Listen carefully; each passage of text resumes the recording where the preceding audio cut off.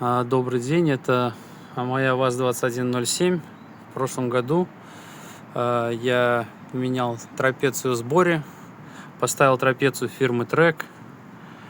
Автомобиль прошел около 3000 после этого, и появился стук.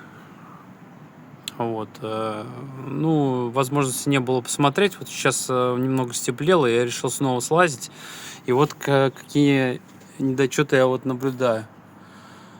Вот оно давит крайние пыльники.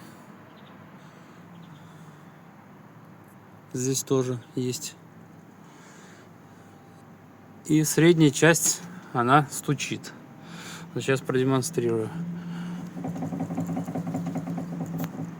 То есть здесь нормально. Здесь тоже не стучит.